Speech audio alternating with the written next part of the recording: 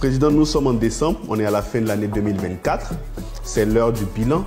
On va démarrer avec le premier chapitre qui est organisation et victoire pour la CAN ici en Côte d'Ivoire. Après avoir remporté la Coupe d'Afrique des Nations, quel bilan faites-vous de la CAN organisée et remportée par notre pays? Moi, je n'ai pas de bilan à faire. C'est toute la Côte d'Ivoire dans son ensemble qui fait ce bilan et qui vit même ce bilan.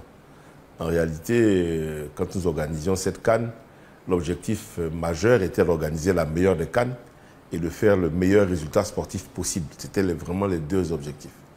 Par la grâce du Seigneur, les investissements qui ont été faits par le chef de l'État et le gouvernement sont des investissements très très importants, nous ont permis d'organiser une très belle CAN que d'aucuns ont qualifié de la plus belle CAN jamais organisée.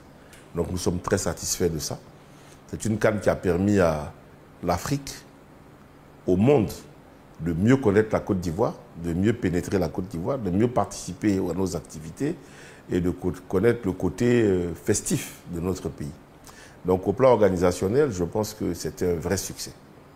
Après, l'objectif sportif était de faire le meilleur résultat possible. On s'était honnêtement fixé les objectifs des demi-finales pour pouvoir être dans un tableau de, je dirais, de résultats satisfaisants. Et puis, le Seigneur a permis que nous puissions remporter cette CAN. Après l'épisode de la défaite cinglante contre la Guinée équatoriale, notre équipe s'est remise dans le bon sens avec tous les changements que nous avons pu apporter, le départ de Jean-Louis, la responsabilisation de Emers, l'arrivée de Guy Demel, etc. Vraiment ce travail que nous avons fait. Et puis bon, la discussion franche entre les joueurs et nous, tout ça a permis de créer, je dirais, une vraie dynamique soutenue par le peuple, avec à la tête du peuple le chef de l'État, qui le premier n'a jamais douté de nous. Dans les moments difficiles, il nous a soutenus. Et puis après, la Côte d'Ivoire entière, et c'est ce que j'ai le plus apprécié, c'est retrouver unis. Alors je rigolais, je disais, mais de la même façon, ils nous ont insultés, de la même façon, ils nous ont supportés.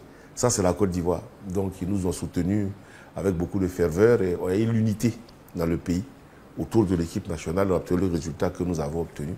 Donc, au plan purement sportif, ça a été une vraie satisfaction, avec la manière. Donc, je veux dire que organisation, on est satisfait. Résultat, on est satisfait.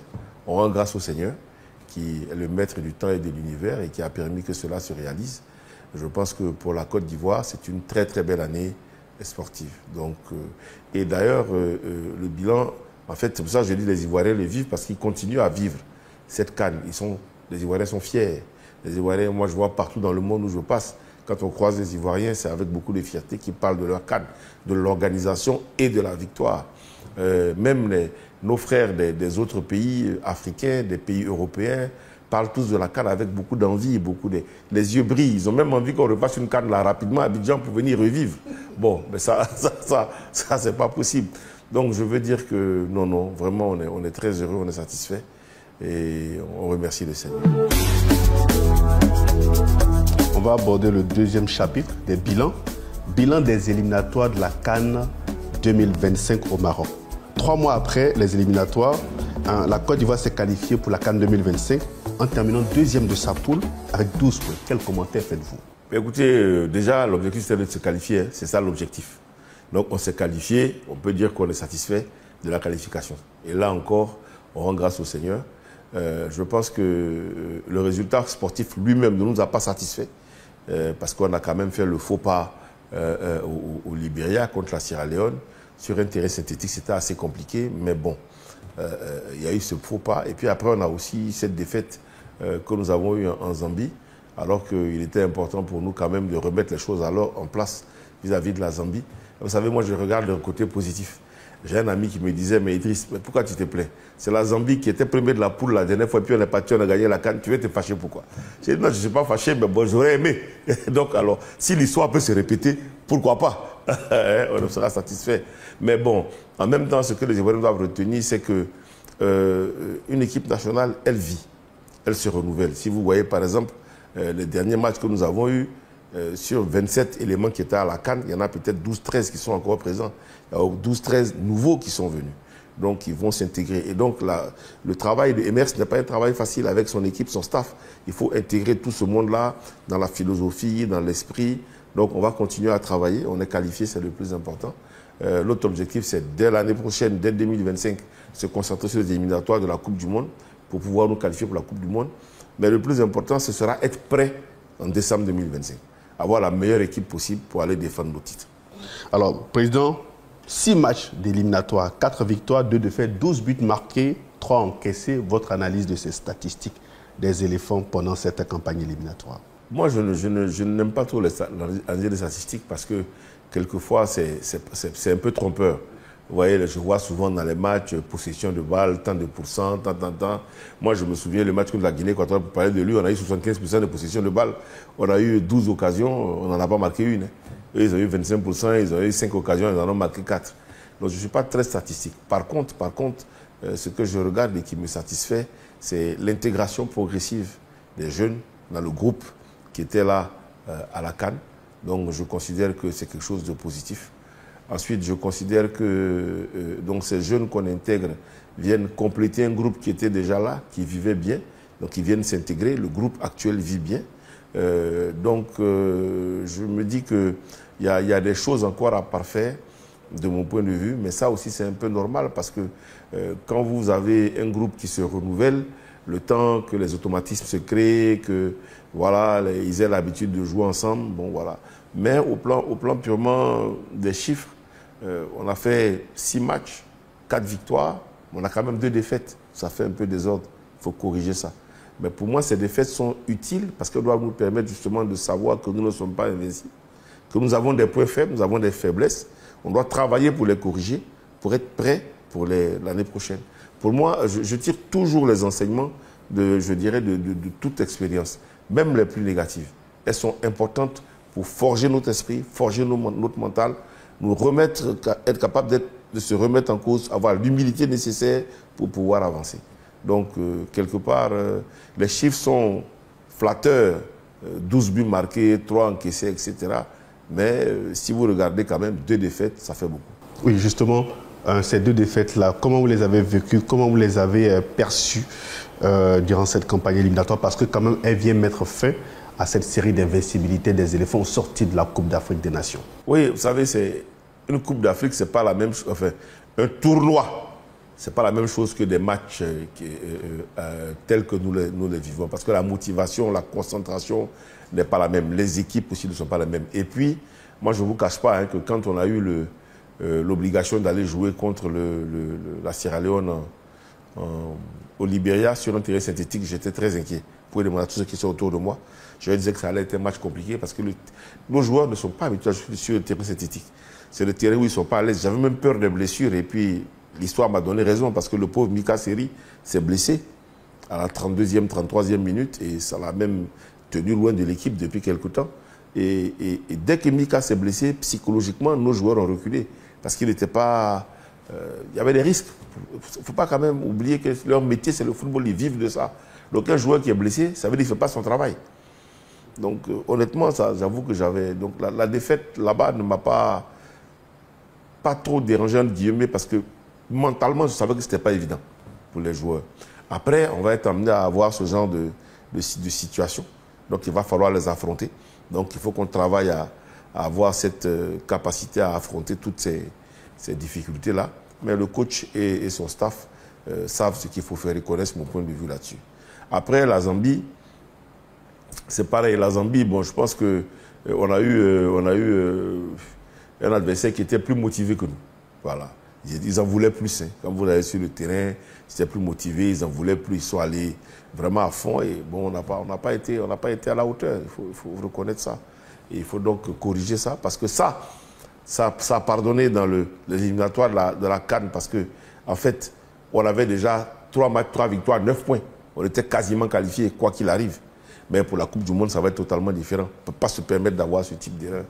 Donc c'est ça qu'il faut qu'on travaille pour être vraiment prêt à tous les niveaux. Esprit commando, qu'on se remette en mode commando. C'est ce que je leur ai dit, c'est ce que le coach leur a dit.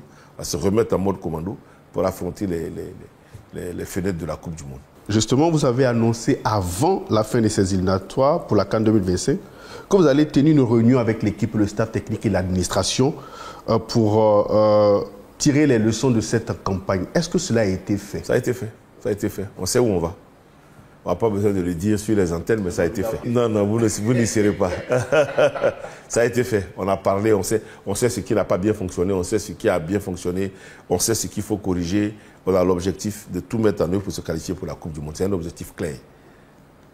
On a eu la qualification de la CAN, maintenant c'est objectif qualification de la Coupe du Monde. On n'a pas le choix. On va se donner je dirais les moyens d'aller chercher cette qualification.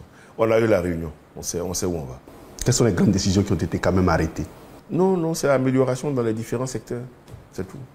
Les différents secteurs où on a des faiblesses, il faut les améliorer.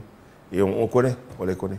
D'accord. Vous pouvez les évoquer un peu, ces faiblesses-là. Vous pensez à quoi, par exemple, comme faiblesse? Non, on a des faiblesses. Vous l'avez constaté, je veux dire, dans le mental, sur certains aspects. Le match contre la Zambie, par exemple, c'est des choses qu'il faut qu'on corrige. On ne peut plus être là et puis se laisser marcher dessus par une équipe, quelle qu'elle soit.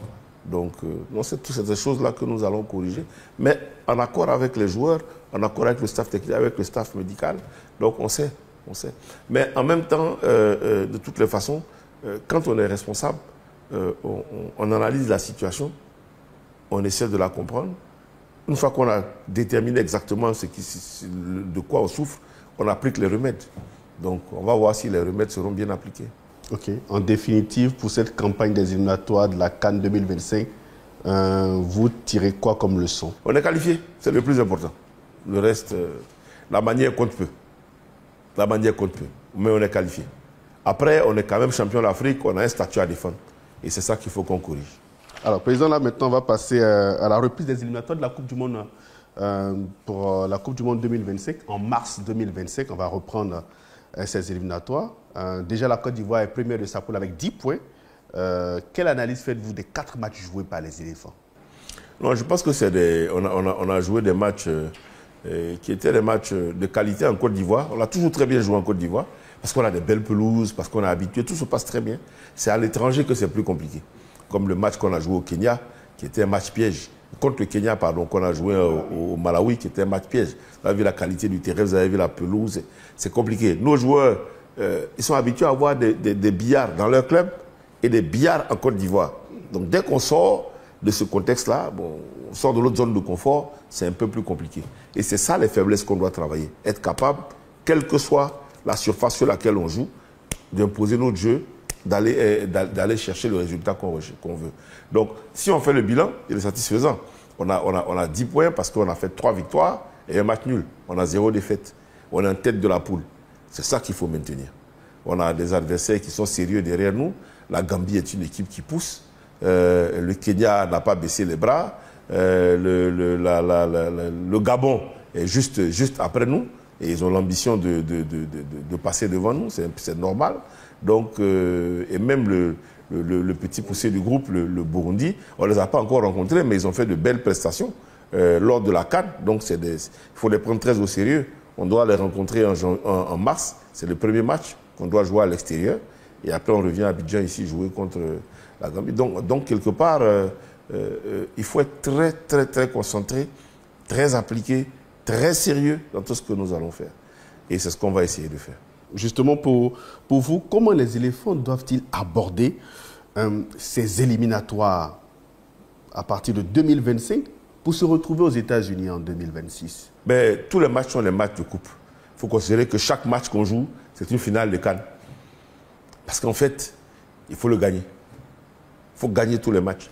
Parce que notre résultat ne dépend pas des autres, il dépend de nous. Alors, tant qu'on gagne, on a notre destin en main. Si on ne gagne pas, là, on va commencer à calculer. Il faut qu'on évite de calculer.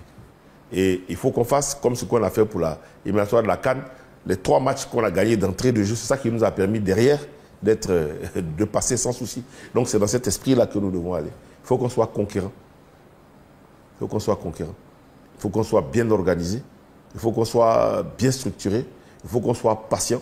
Il faut qu'on soit dans une logique où ça ne va pas forcément être facile, mais qu'on soit capable de nous dépasser, même dans la difficulté, pour aller chercher le résultat, la victoire. Et je pense que les joueurs sont conscients. Ils ont tous envie de faire une Coupe du Monde. Hein. Regardez, la Côte d'Ivoire n'est plus allée en Coupe du Monde depuis quand? La dernière Coupe du Monde pour nous, c'est 2014 au Brésil. On est en 2024, ça fait 10 ans. Donc, la prochaine Coupe du Monde qui est dans 2 ans, ça fait 12 ans. On ne peut pas se permettre de manquer la Coupe du Monde. 3 éditions de Coupe du Monde. C'est très mauvais pour le football ivoirien. Il faut qu'on y soit pour notre image, pour défendre d'abord même notre statut de champion d'Afrique. Et puis aussi parce que dans l'écosystème du football ivoirien, être en Coupe du Monde, ça va avoir un impact positif après la CAN sur l'ensemble de l'écosystème du football ivoirien. Donc pour nous, c'est un objectif affirmé. Il faut aller le chercher.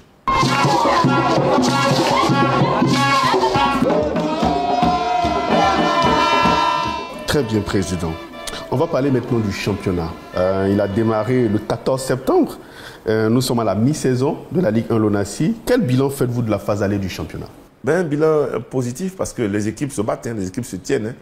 En dehors de l'AFAD qui avait réussi à partir avec, je crois, 11 victoires, si je ne me trompe pas. Ils ont perdu malheureusement pour eux 2 matchs de suite.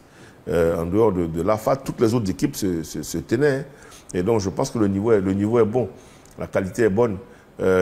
Aussi, au niveau de l'arbitrage, on a mis en place l'arbitrage professionnel qu'on est en train d'observer.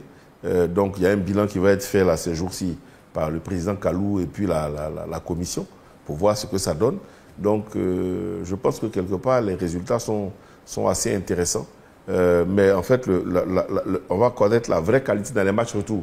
Parce que c'est dans les matchs retour que la pression commence à monter. Qui va être champion, qui va descendre, qui va rester là, on va voir. Mais je pense pour l'instant que les équipes font des matchs de belle facture. Moi, j'ai vu quelques matchs, des matchs de belle facture. Président, malheureusement, cette saison, il y a encore des polémiques sur l'arbitrage. Comment vous réagissez face à ça? Non, les polémiques, vous savez, dans le monde entier, il y a des polémiques. Donc, moi, je ne peux pas prendre les polémiques que les gens soulèvent pour argent comptant.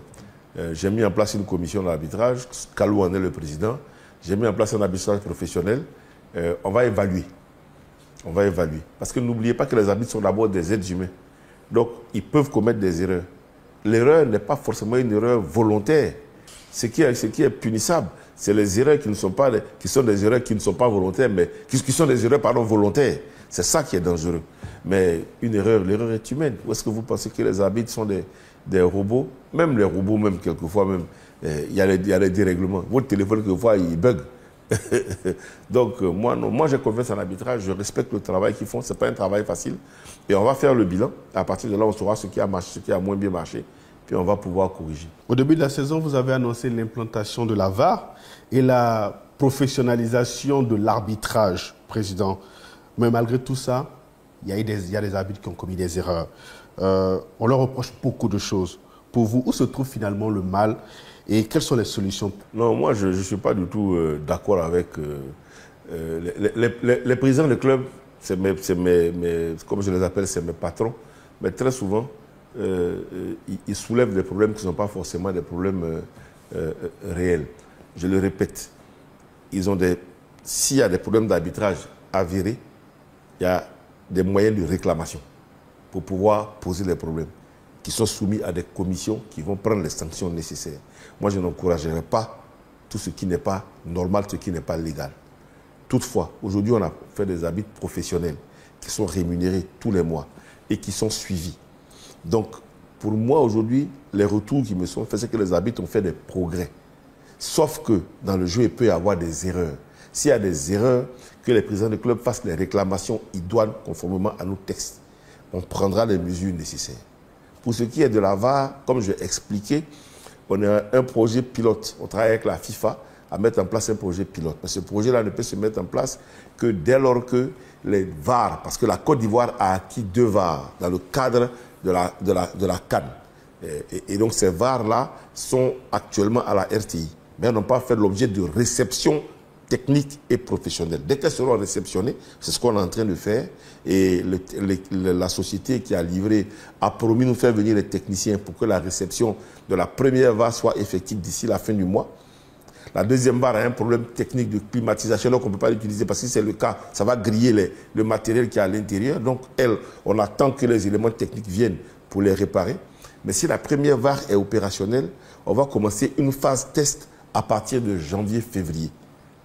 J'appelle ça une phase test sur un certain nombre de matchs pour nous-mêmes nous habituer, comprendre, maîtriser Et si tout ça est concluant, nous espérons que les 2 VAR seront opérationnels à partir de la saison prochaine. Et là, tous les matchs en jeu feront l'objet d'un suivi particulier. On n'a pas 10 VAR, on en aura 2.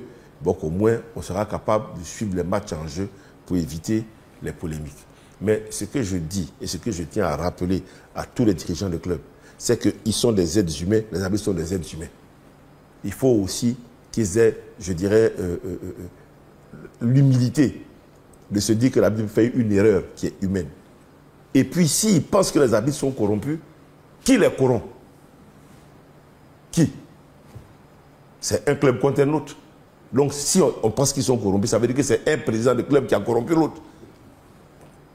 Moi, je ne crois pas à ça. Et je ne veux pas permettre qu'il y ait des problèmes d'intégrité dans le football ivoirien. Moi, je veux que tout soit clair et transparent.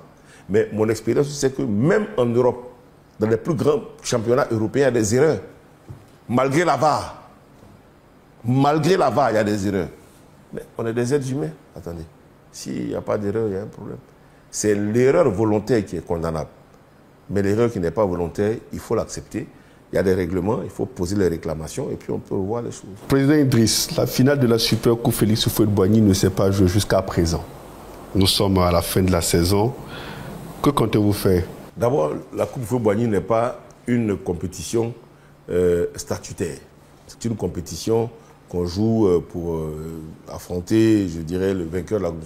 Donc, ce n'est pas statutaire. Le problème qu'on a, c'est un problème de calendrier. Où est, par exemple, le CHAN. Ce n'est pas une compétition qui était prévue au début de la saison. Et puis, la CAF nous a imposé de jouer le CHAN. Vous voyez comment on a été obligé de faire des réorganisations, des complications pour que, par exemple, vous voyez dans l'équipe du CHAN, il n'y a pas de joueurs de la SEC, il n'y a pas de joueurs du stade, parce qu'ils sont engagés en compétition africaine. Donc, ces problèmes de calendrier nous ont posé des problèmes. Donc, la Coupe Houphouët-Boigny n'est pas une priorité. Quand on pourra, on va la jouer. Voilà. Quand on pourra, on va la jouer. Pour nous, c'est pas... Le plus important, c'est que le championnat se déroule, que les équipes jouent, qu'elles soient au niveau. Et qu'elles puissent, à partir de ce niveau-là, aller en Coupe d'Afrique, défendre les couleurs de la Côte d'Ivoire. Et puis aussi, bon, ben, que là, comme on a le CHAN, qu'on ait les meilleurs joueurs possibles pour pouvoir nous qualifier pour aller jouer le CHAN. Donc, pour nous, ça va se faire. D'accord, Président, certains clubs se plaignent un peu du retard du début de la Coupe nationale. Que comptez-vous faire pour résoudre ce problème? Calendrier. Et on ne peut pas faire mieux que ça. Voilà, le calendrier, on est contraint et on fait au mieux. Et puis, il faut que les clubs, quand même, il ne faut pas qu'ils se plaignent pour se plaindre. Le président de la Ligue professionnelle, Salif Bitogo, s'est réuni avec eux régulièrement pour se mettre d'accord sur l'organisation du calendrier. Il ne prend aucune décision seul. Chaque décision qu'il prend, il appelle les clubs, il y a une concertation. Et c'est à l'issue de ça que les décisions sont appliquées.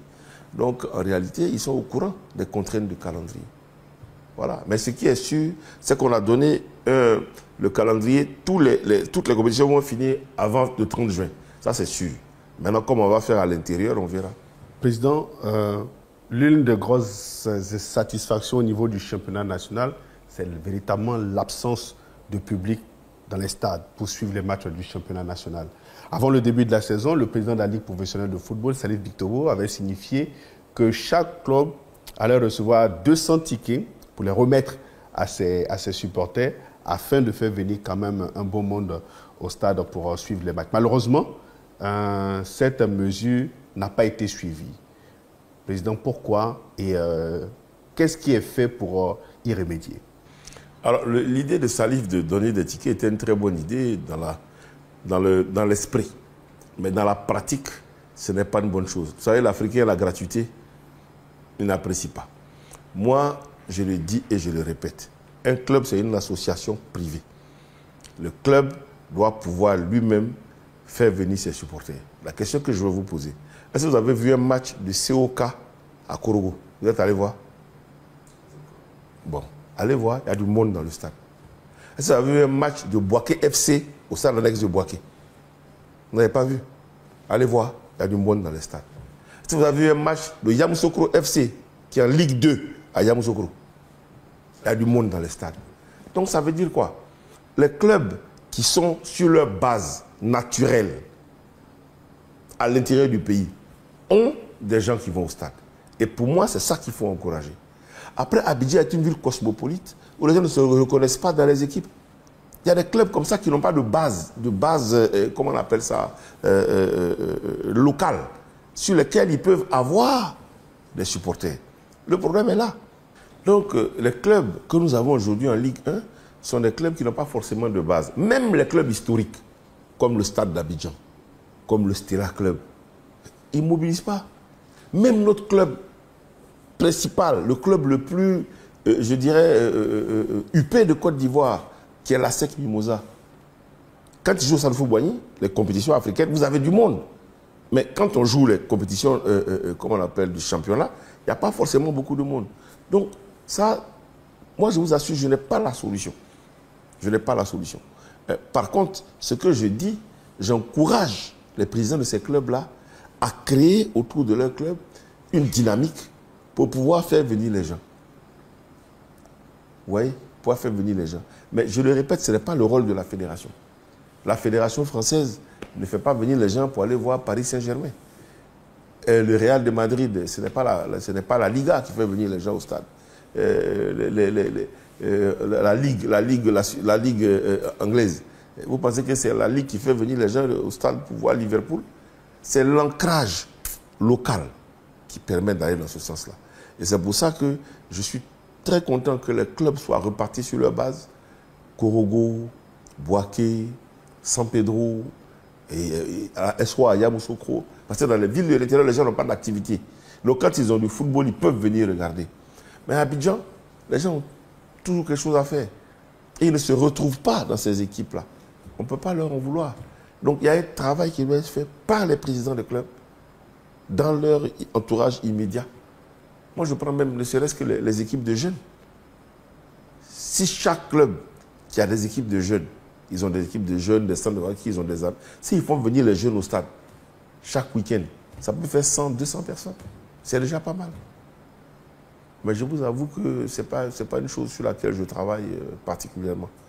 D'accord, Président. C'est vrai que les présidents de clubs ont leur part de responsabilité, mais certains observateurs estiment que la Fédération ivoirienne de football a aussi sa part parce que le championnat national est l'un des produits quand même phares de la fédération et que parfois, elle n'est pas très bien vendue au public sportif ivoirien. C'est quoi être bien vendu? Ça, c'est les théories des... Excusez-moi, c'est les théories autour des verts. C'est quoi très bien vendu? Dites-moi. Aujourd'hui, notre championnat est sponsorisé, on a des sponsors. Si on a des sponsors, c'est parce qu'on a bien vendu. Auprès du public sportif ivoirien. Le public sportif ivoirien d'Abidjan. Pour moi, il est différent du public sportif ivoirien de l'intérieur. Pourquoi à l'intérieur, on a des gens dans les stades? Pourquoi? Pourtant, on ne fait pas plus de publicité à l'intérieur qu'ici. Mais simplement parce qu'il y a un intérêt. Parce que les gens de Bouaké se retrouvent dans l'équipe de Bouaké. C'est les gens de Korogo se retrouvent dans l'équipe de Korogo. Parce que les gens de San Pedro se retrouvent dans l'équipe de San Pedro. Ou Yamoussoukro FC, qui est en train de faire un travail formidable. Parce qu'avec leurs jeunes, ils prennent les jeunes des écoles, ils font venir, ils font un travail.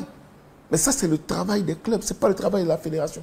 Je suis désolé, nulle part vous allez nous responsabiliser sur ça. Ce n'est pas notre travail. Nous, on doit organiser les compétitions, on doit donner les moyens aux clubs comment on appelle ça, évidemment les aider à avoir les moyens de travailler. On doit faire des compétitions propres, de qualité, sur des stades qui en valent la peine. Après la mobilisation du public, ce n'est pas notre rôle. Ce n'est pas notre rôle. Et là où les clubs font le travail nécessaire, ben les gens viennent au stade. Dites-moi, pourquoi à Bouaké il y a du monde? Dites-moi, pourquoi à Yamoussoukro il y a du monde? La dernière fois, il y avait un match Yamoussoukro, je ne sais plus qui est avant le match de la SEC. Vous avez vu le monde dans le stade? Mais pourquoi? Mais on ne peut pas faire ça à Abidjan. Mais parce qu'à Abidjan, je vous dis, Abidjan, les clubs qui sont à Abidjan n'ont pas d'ancrage. Ils n'ont pas d'ancrage. Mais il faut qu'ils aient un ancrage et qu'autour d'eux, ils créent une base. Parce que le supporter, c'est quoi? C'est quelqu'un qui a un lien avec le club. Donc, qui vient voir le club parce qu'il a un intérêt à voir le club. Mais s'il n'a pas d'intérêt, pourquoi vous voulez qu'il vienne? On ne va pas l'obliger à venir. C'est ce travail-là que chacun doit faire. Un ancrage. Et ça commence par le football des jeunes, de mon point de vue. Il faut qu'ils aient des équipes de jeunes. L'équipe de jeunes, là, on les amène au stade, on les amène progressivement à venir accompagner. Les parents viendront accompagner les enfants, ainsi de suite. Et puis, ça va créer une dynamique.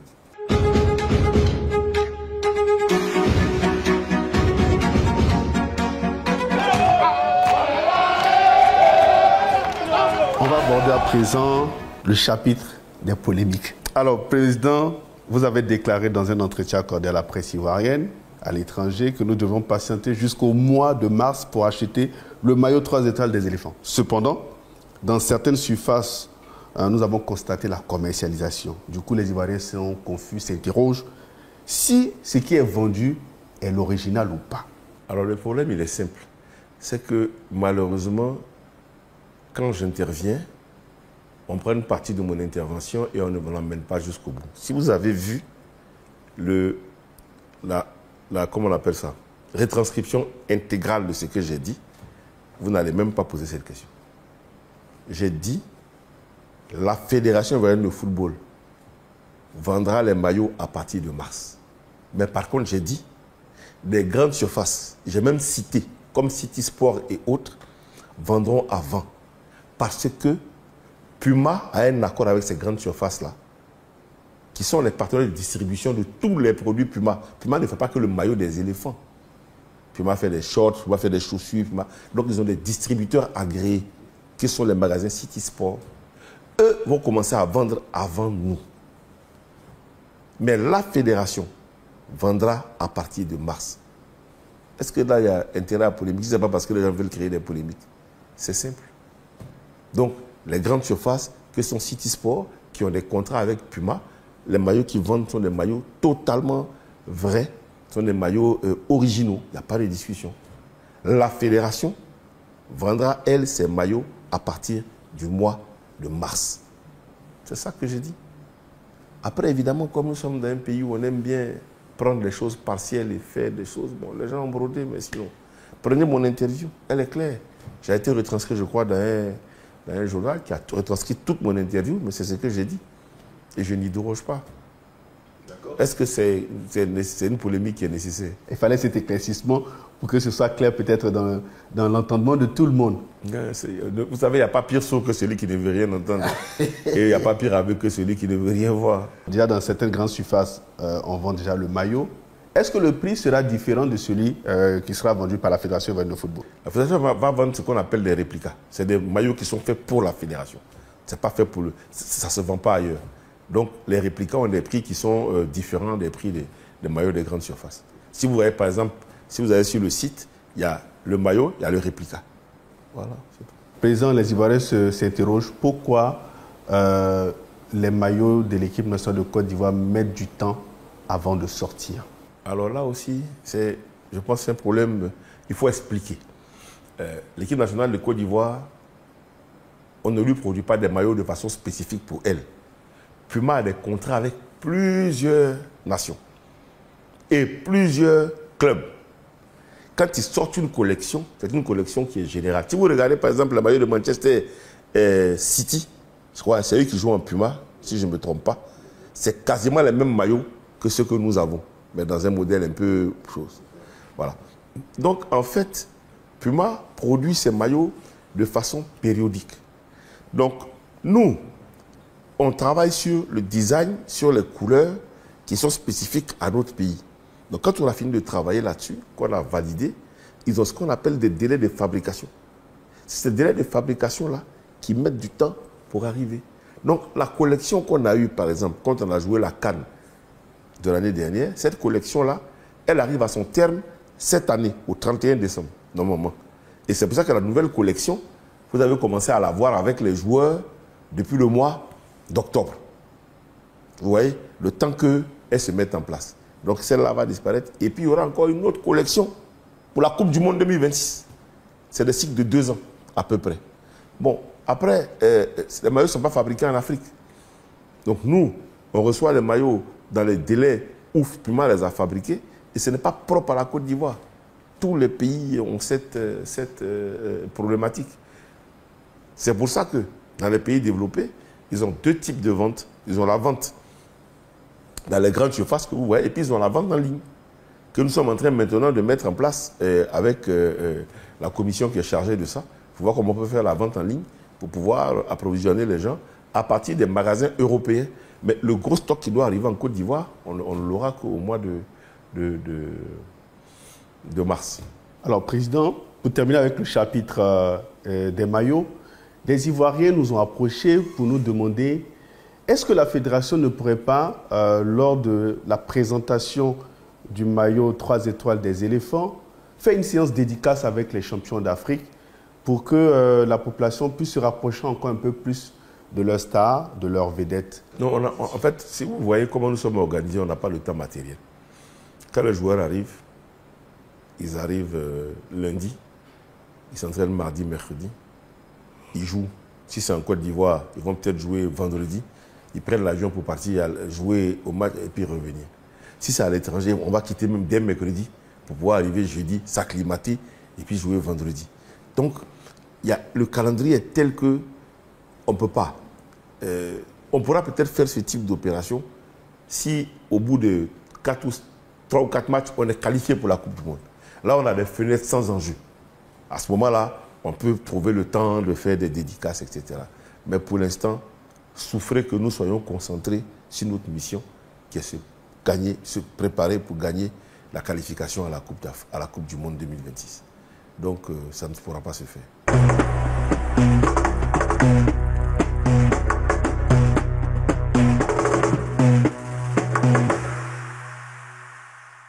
On va passer au chapitre cérémonie CAF Award. Lundi 16 décembre a eu lieu la cérémonie des CAF Awards 2024. Nominée dans 5 catégories, la Côte d'Ivoire a obtenu 2 récompenses. Je rends déjà grâce au Seigneur, parce que comme je dis toujours, le Seigneur est au début, au milieu et à la fin de tout. C'est sa volonté qui s'est ainsi exprimée. Après, je pense que la CAF n'a fait que reconnaître le travail que nous avons effectué lors de la CAN, parce que c'est difficile de donner le titre de meilleure équipe africaine à une autre équipe que celle qui a gagné la Coupe d'Afrique.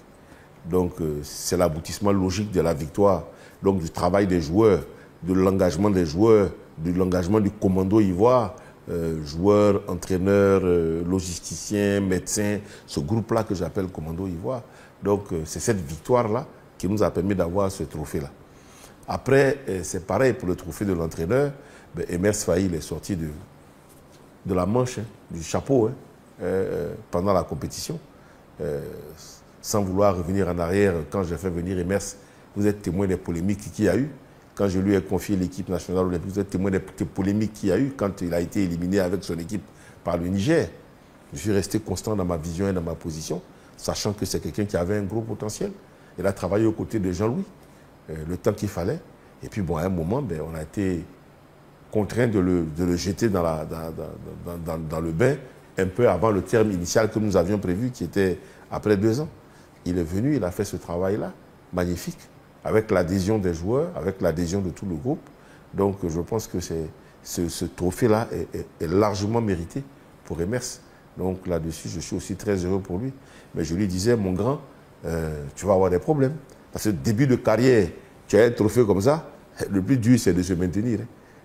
Parce que c'est ton premier poste de responsabilité, c'est ton premier poste où tu gagnes la CAN, mais ça veut dire qu'aujourd'hui, tout le monde va t'attendre à ce niveau-là.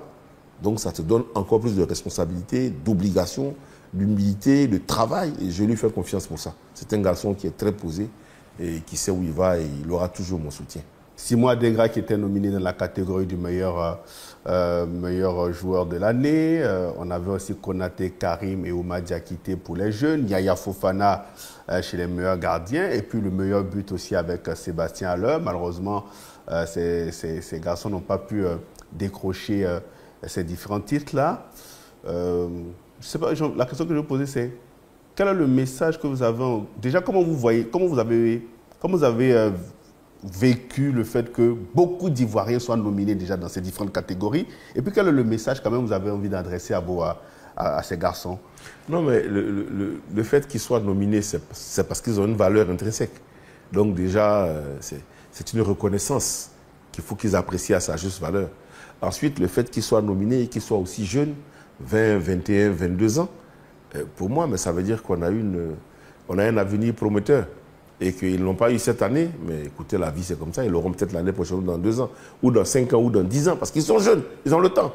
Donc ça doit, eux, comme Emers, les obliger à travailler encore plus, à être plus concentrés, plus appliqués, plus sérieux, plus rigoureux, pour essayer d'arriver au top. Et ils ont, je dirais, l'opportunité de prouver ça avec les compétitions qui arrivent là, avec la qualification pour la Coupe du Monde, avec le tournoi de la Coupe d'Afrique qui aura lieu l'année prochaine comment on appelle, au Maroc. Et puis derrière, Inch'Allah, la Coupe du Monde elle-même qui va se jouer en 2026. Donc, pour moi, tous ces jeunes, que ce soit Yaya, le gardien qui a fait une canne formidable, que ce soit Omar, que ce soit Karim Konaté, que ce soit Simon, ben, ce sont des gens qui ont un avenir prometteur. Ils doivent continuer à travailler avec humilité, avec abnégation. Et puis évidemment, le plus beau but, j'espérais vraiment qu'on le donne à l'air. Je ne sais pas qui l'ont donné finalement. Ils l'ont donné à l'attaquant de l'Angola, Maboulou. Ah d'accord, ok. Bon, j'espérais qu'on le donne à effectivement Sébastien, parce que pour moi, son but est un but venu de nulle part. Et même pour moi, c'est même pas le but de la finale, c'est le but de la demi-finale qui était un but.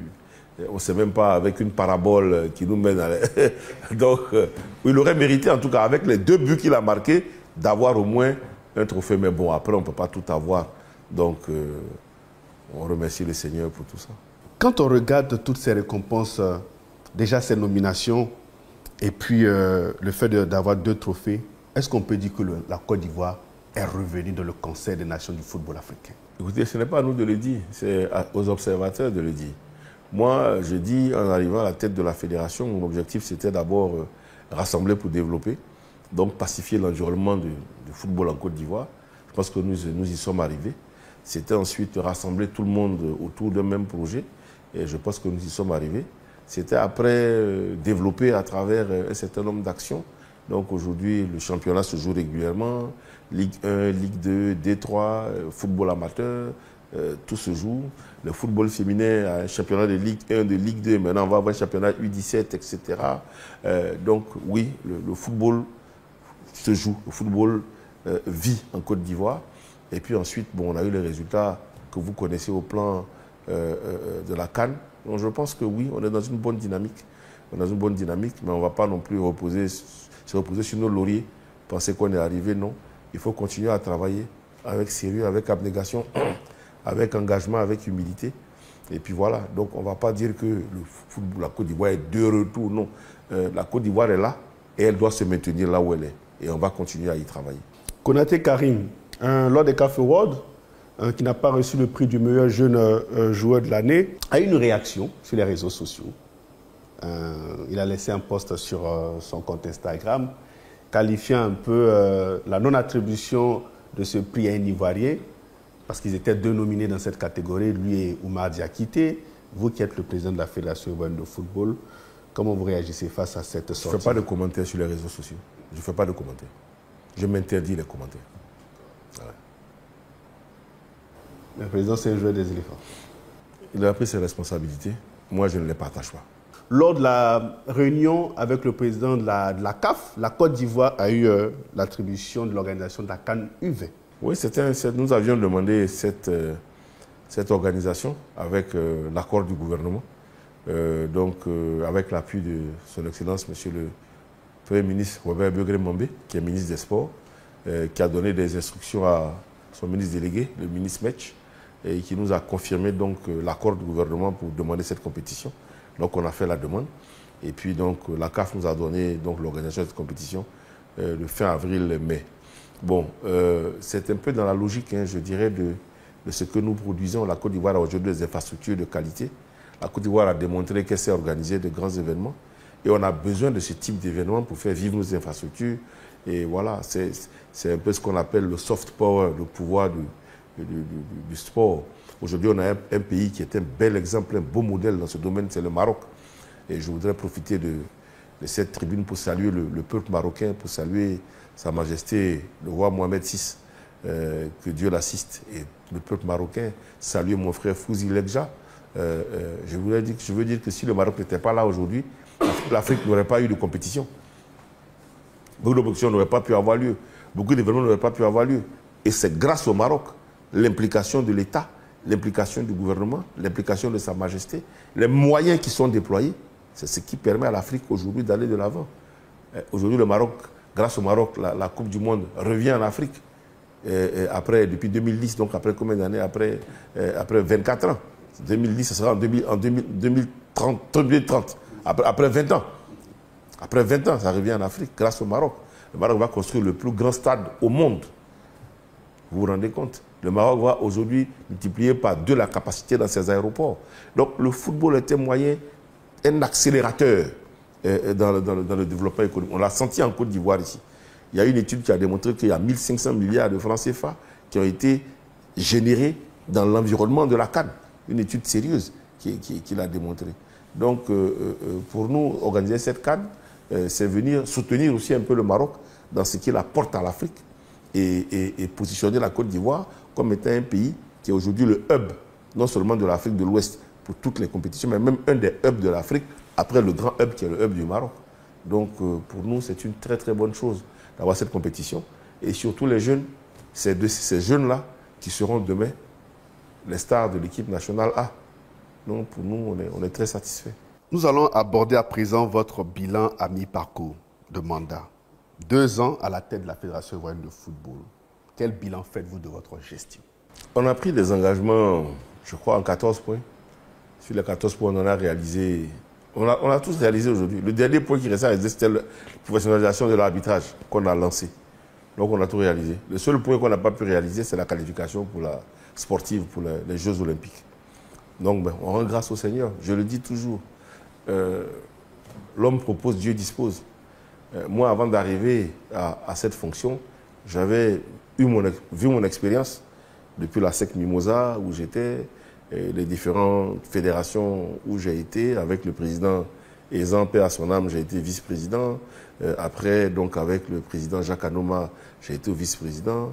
Et puis de l'extérieur, j'ai suis dirigeant de club, j'ai participé. Donc, je savais un peu, du moins je pensais, et c'est comme ça que j'ai élaboré mon programme, j'avais identifié ce qu'il fallait faire pour améliorer le football ivoirien. Moi, je pense qu'on a réussi à le faire par la grâce de Dieu. Et un résultat sportif, lui, c'est un résultat qui peut être aléatoire. La CAN, vraiment, c'est la cerise sur le gâteau. Mais tout le reste, ça a été conçu, ça a été élaboré et ça a été mis en œuvre. Aujourd'hui, on l'a réalisé. Alhamdoulilah, comme on dit chez nous. On prie le Seigneur. Déjà, on le remercie et puis on le prie de nous aider à avoir, je dirais, à nous accompagner dans la réalisation de ce qu'on a fait déjà, mais de ce qui reste encore à faire, parce qu'il y a beaucoup qui reste à faire et on doit travailler à améliorer ça et à maintenir la qualité à un certain niveau. Quelle est la plus grande satisfaction durant ces 2 ans de votre gouvernance? Je pense qu'un des éléments les plus importants pour moi, c'était la fixation d'un SMIC pour les joueurs du championnat national. Mais s'assurer aussi qu'ils étaient payés. Est-ce que vous entendez des polémiques sur les salaires maintenant? Ça fait combien de temps vous n'avez pas entendu ça? Et pourtant, c'était un des points les plus importants. Pour moi, c'est l'une de mes plus grandes satisfactions. Après, la deuxième des choses, évidemment, c'est gagner la CAN. La CAN, ça, vous savez, tout président de fédération rêve de gagner une CAN. Hein. Donc, vous arrivez, vous la gagnez. Vraiment, alhamdoulilah. Vraiment, ça, c'est... Et puis aussi l'organisation de la plus belle des CAN pour mon pays. Parce que je le dis, toute prétention politique mise à part, le président Alassane Ouattara, quand en 2014 il décidait d'organiser cette CAN, il a eu la vision. Il a donné les moyens, il n'était pas obligé de les donner. On sortait d'une crise, hein. Il y avait d'autres priorités. Il y avait l'école, il y avait les routes, mais il a mis les moyens pour les infrastructures. Il a mis les moyens aussi pour l'équipe nationale. Moi, je sais ce qu'il a mis à notre disposition. Et donc, quelque part, pour moi, gagner cette CAN et bien l'organiser, c'était un cadeau que je voulais faire au chef de l'État et à la nation ivoirienne. Et donc, pour moi, c'est quelque chose qui a une très, très grande valeur. Donc, de mon point de vue, c'est vraiment les deux pôles vraiment sur lesquels, voilà. Après, on a beaucoup de choses qu'on essaie de faire au quotidien, mais on espère que ça va continuer. Votre satisfaction dans votre gestion, vous diriez quoi? Non, on a encore beaucoup à faire. Il y a rien n'est parfait. Les choses se passent bien, mais on va encore essayer d'améliorer.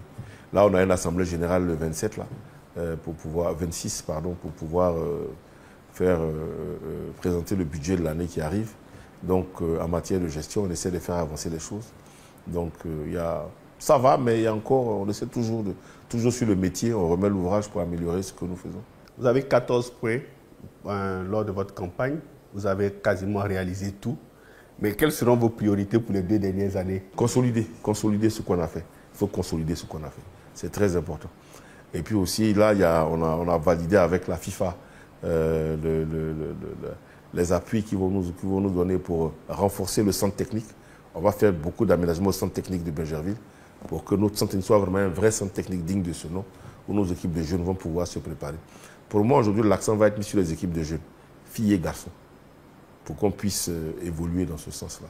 Serez-vous candidat en 2026? On m'a posé la question plusieurs fois. Je pense que oui. Je pense que oui. Je pense que si Dieu me donne la santé, si Dieu me donne, je dirais, la capacité physique, si Dieu me donne vraiment la possibilité, oui, je serai candidat. Je serai candidat parce que je pense qu'on a commencé quelque chose. On va essayer de le poursuivre. Surtout que je veux nous qualifier pour la Coupe du Monde. Donc, ce serait bien d'enchaîner sur la Coupe du Monde. Et parce que la Coupe du Monde, pour moi, je voudrais que, comme disait mon aîné Jacques Anouma, que la Coupe du Monde soit désormais quelque chose de régulier pour la Côte d'Ivoire. Mon objectif, c'est de nous qualifier pour 2 Coupes du Monde successives, c'est-à-dire 2026 et 2030, où on va, Inch'Allah, jouer au Maroc.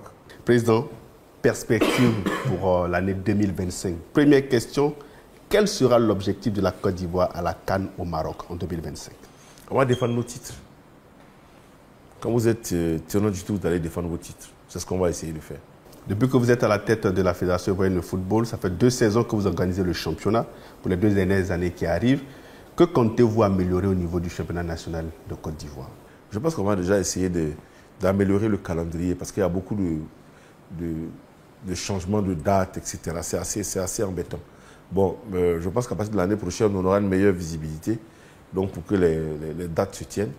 Et puis aussi, si on a amélioré l'arbitrage et qu'on a pu mettre la VAR, ça va améliorer aussi le niveau des compétitions. Il faut qu'on arrive à maintenir les compétitions de qualité pour qu'on ait toujours 4 représentants en Coupe africaine.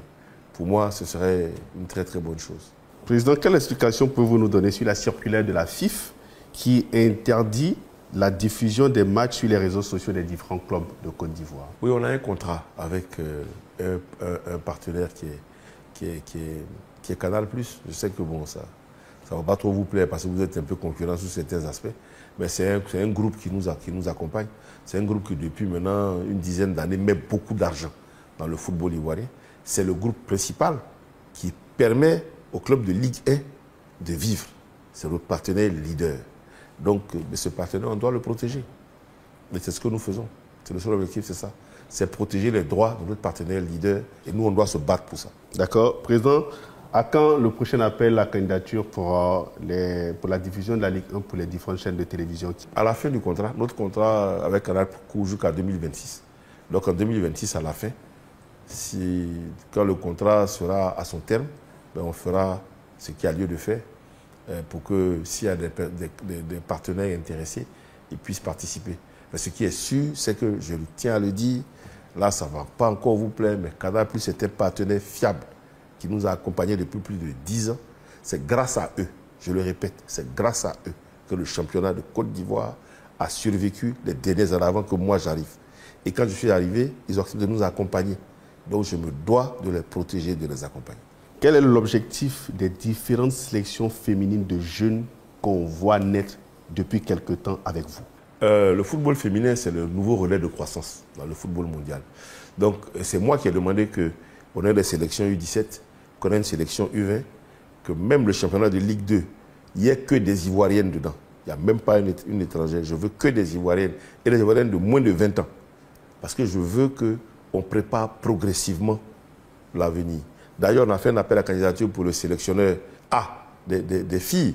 Ben, on va chercher un gros CV pour qu'il puisse nous aider à préparer ça. L'objectif, c'est dans les 2 à 4 ans d'avoir une équipe féminine A compétitive. On prépare ça dès maintenant. Qu'en est-il des championnats de jeunes en Côte d'Ivoire au niveau des hommes? Ben, écoutez, il se déroule. Hein. Je pense qu'il se déroule. Il se déroule. Cette année, on a un peu, comment on appelle ça, on a un peu réduit la voilure, mais logiquement, avec les ligues qu'on a installées, on va déployer, le colonel Koné a la responsabilité de ça, déployer des compétitions de jeunes de façon régionale, dans les régions, pour que le jeune de la région de Korogo joue à Korogo. Et puis les meilleurs qu'on va avoir dans tout ça, on va essayer de les regrouper d'ici la fin de l'année pour essayer de faire un tamis et améliorer, prendre les meilleurs pour faire, je dirais, les compétitions de jeunes, ceux qui ne sont pas dans les clubs. Parce que tous ne peuvent pas tous être dans les clubs. Il faut le savoir.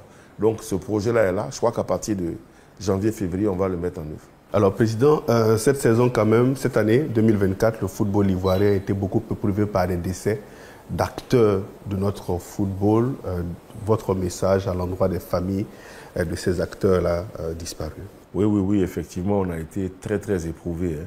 Que ce soit les joueurs, je ne vais pas tous les citer, il y a sans doute certains que j'oublierai. Je m'excuse auprès des parents si je les oublie, mais on a quand même perdu Zagoli, qui était un monument en tant que gardien de but. On a perdu Ba Bernardin, qui était un joueur international. On vient de perdre là Kassi Kouadio Lucien, Diego, qui était un vainqueur de Sénégal 92. Et on vient de perdre aussi le président d'Odiné, mon aîné Abdoulaye, connaît donc beaucoup d'autres personnes. Donc ça a été une année quand même éprouvante. Je voudrais présenter mes condoléances, mes sincères condoléances à toutes ces familles-là.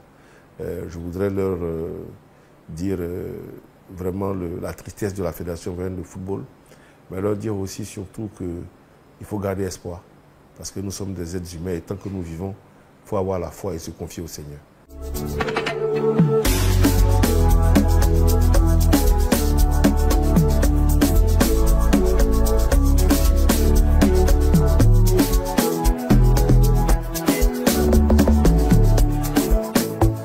Mais écoutez, d'abord, remercier le Seigneur et le louer pour l'année 2024. Ça, avant de parler, il faut parler de 2024. Remercier le Seigneur, c'est une année qui a été une année particulièrement productive et fructueuse. Une année belle, magnifique, pour le président de fédération que je suis. Je ne rêvais pas d'avoir une année aussi belle et aussi fructueuse. Donc je rends grâce au Seigneur. Et vous savez d'où je viens. Aujourd'hui, comment vous m'avez trouvé. Et donc, ça, c'est la première des choses. La reconnaissance au Seigneur. La deuxième des choses, c'est que je souhaite que 2025 soit aussi beau, sinon meilleur que 2024. Et ce, à tout point de vue. Et je souhaite aussi la santé à tous ceux qui sont dans l'écosystème du football. Quand je dis écosystème du football, ça part des joueurs, des dirigeants, des journalistes que vous êtes, de tous ceux qui ont un lien avec le football, de nos dirigeants. Je souhaite la santé. Parce que sans la santé, on ne peut rien faire. Encore moins faire du sport. Je souhaite la santé. Et puis après, je prie le Seigneur qui donne à chacun d'entre nous ce qu'il mérite et ce qu'il y a de meilleur. Voilà mes vœux. Mais pour la Côte d'Ivoire et pour le football ivoirien, je souhaite que nous puissions, nous qualifier pour la Coupe du Monde. C'est ça qui est le plus important. 2, que nous puissions défendre nos titres au Maroc. Et puis 3, je suis moi-même engagé dans une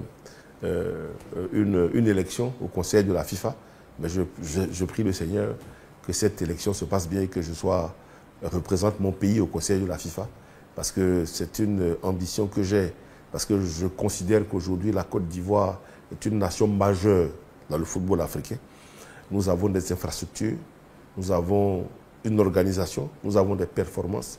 Donc je pense essayer d'aller apporter ma contribution au conseil de la FIFA qui est dans le gouvernement mondial du football. Et puis évidemment, tirer là-bas ce qu'il y a de mieux pour mon pays, qui m'a fait confiance, qui me fait confiance et qui m'accompagne. Je vous remercie.